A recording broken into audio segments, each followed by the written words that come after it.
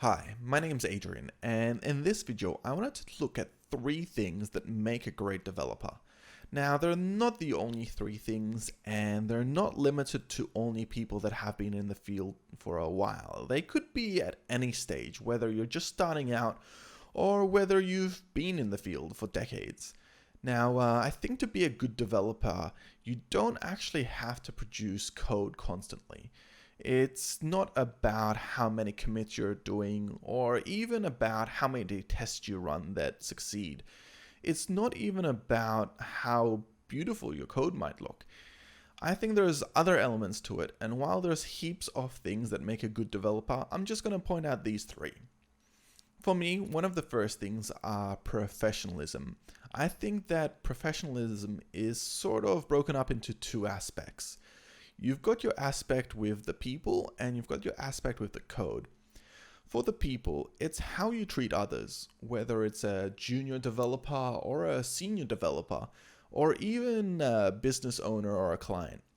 For junior developers, they'll often come to you with questions or queries or just different ideas in general.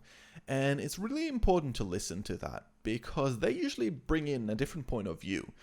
Sometimes you might be stuck in your own ways, and if you don't listen to juniors, you might not know that there's a better way of doing things even. Also, they'll come to you with questions, and sometimes helping and monitoring them can be a good way not only to make them a better developer, but also to make you a better developer. Because when you do that, you're not only teaching them, you're learning more about yourself, and when you do that, you do become a better developer.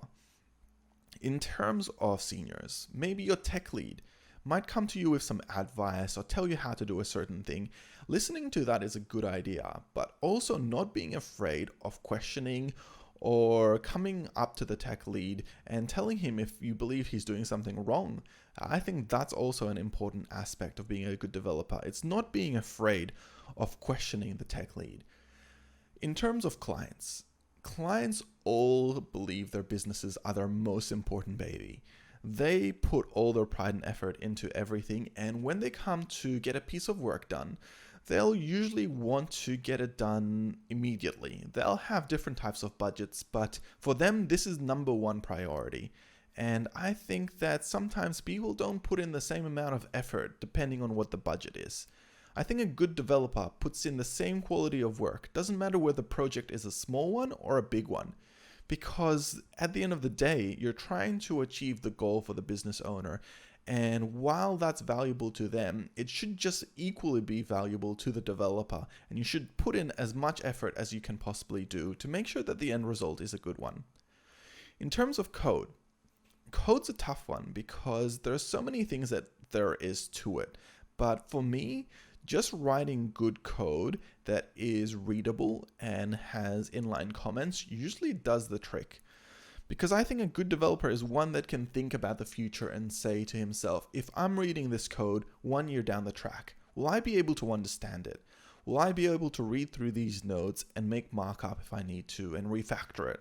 Because that's one thing that we all hate doing, looking back at old code and even looking at other people's code. You want to be able to make sure your code is reusable so that the function names have something that they have, like a meaningful syntax essentially. So I think that's quite important in any piece of code. Is it testable? So if your code is well written, you're not just performing a very simple test such as does a element render.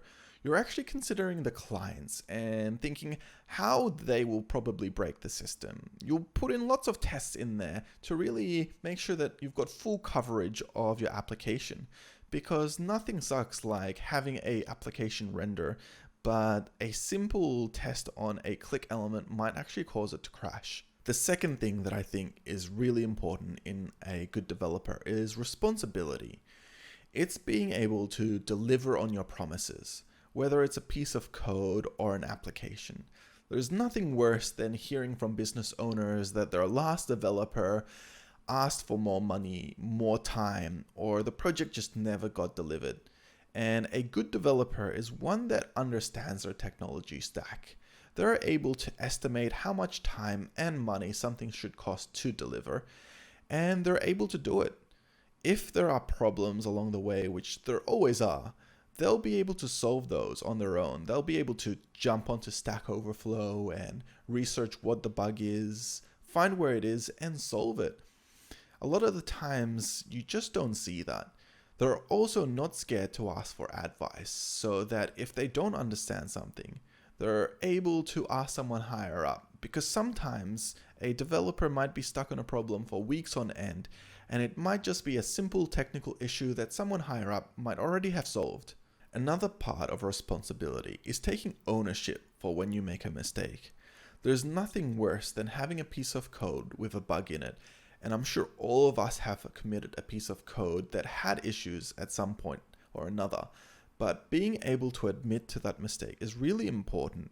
Some people feel fear or are just scared to own up to their managers that they haven't produced a perfect code. They're not machines, but sometimes we're expected to work like that. And understanding that everyone's human and everyone makes mistakes at some point is really important in development, because if you don't own up to your mistakes and you know there's a bug in production, it's going to affect the business and the customers, and you don't really want that. And there's no better place to see what it's like taking responsibility for mistakes than open source communities, where you might have a library or a piece of code that is then reviewed by hundreds of millions of people, and they have so much feedback to provide. There's no right answer, but usually you can learn a lot by listening to the advice of other people, because they'll have different ways of doing things, and I'm sure they'll suggest different ways you can improve your code. And being responsible also means being open to that sort of advice and improving your code when good advice is given. And the last thing that I think is important is being able to improve. It can take a number of different forms, such as self-improvement, making sure that you understand your technology stack and how it's changing every year, whether it's PHP or JavaScript, understanding that these technologies never stay the same and there's new functionality such as arrow functions or decomposition, and being able to use those. Otherwise, you might look at code in the next year or two and not even understand it. It also means that you're checking out new libraries. When Sass came out, for example, it made writing CSS almost 2 times faster, if not more. And for those people that didn't keep ahead of that curve, will be costing a lot more money when they go to complete a project. I remember when React first came out and how much that improved my abilities as a coder. It fundamentally changed the way I code in any language.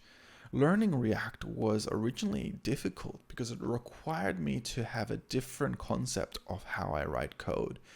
Being able to create components with props seemed very different at the time.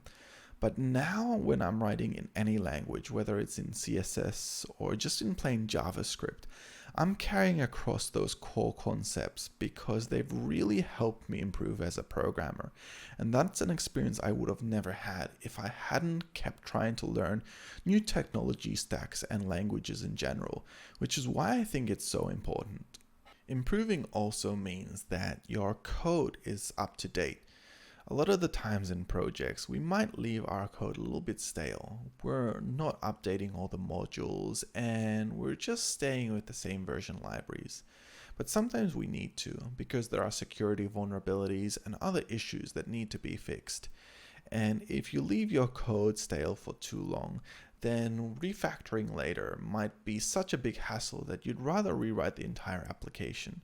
I think a good coder is willing to refactor their code a lot more often just to keep it in line with the latest changes that's happening to a library or a module, and making sure those modules are up to date so that you don't have those security vulnerabilities that might happen. And yes, I understand that some libraries change a little bit too often, like React Router for the web might constantly have syntax changes, and it might go from versions 1 to 5 within just a few years. But a good developer will have a look at the changelog of what's actually changing in that library and understand that it's probably improving, because otherwise when it's time to upgrade and you have a look at the new syntax, it might look so scary that you might avoid upgrading altogether. and remain with all the security issues that come with an older version. These are just 3 things that I think make a good developer. Obviously there's a lot more, and maybe I'm right or even wrong. If you do have some feedback or your own ideas of what make a good developer, leave it in the comments below. And if you did like this video and want more like it, hit like and subscribe because it lets me know what kind of content you guys want. Thank you.